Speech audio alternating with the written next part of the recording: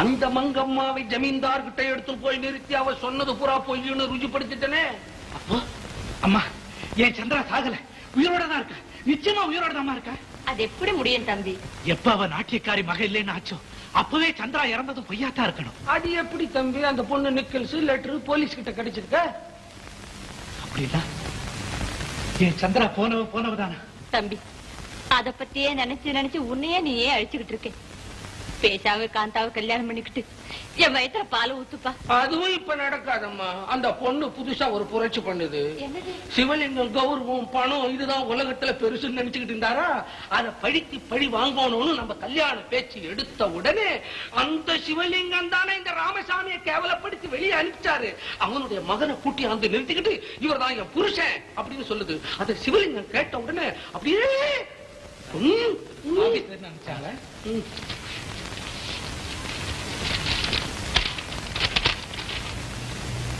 அம்மா நான் வெளியூர் கேம்ப் போக வேண்டியிருக்கு. ஐயா நீங்களும் கூட வர்றேன். எனக்கு எங்கேயாவது பொழுது போக வேண்டியது. ஆமா, செத்து போன சந்திரா மாதிரியே இருக்காங்க இந்த டீச்சர் அம்மா. சந்திரா தான் உயிரோட வந்துடுச்சோன்னு சந்தோஷப்பட்டோம். அது இல்லைன்னு தெரிஞ்சது இடி விழுந்த மாதிரி ஆயிப்போச்சு.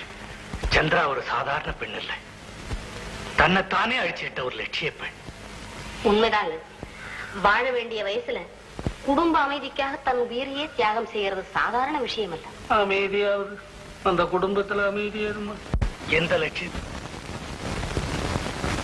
கடைசி அது நிறைவேறாம போச்சு. ஏன்? இந்த மோதிரம் இருக்குங்களே, இதுதான் தம்பி சந்திராவுக்கு போட்டது.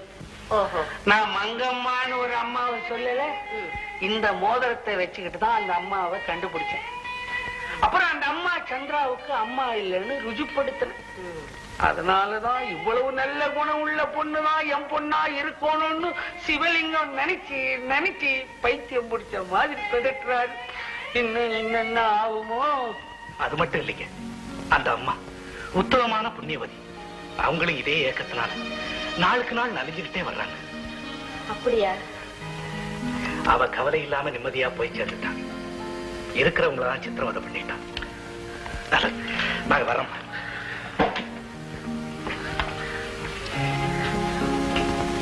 இந்த டீச்சர் அம்மாவே தானே? ஆமா ஆமா. சந்தேகம் இல்லை. சந்திரன் சந்திராவா? ஆமா, நிஜமாவா?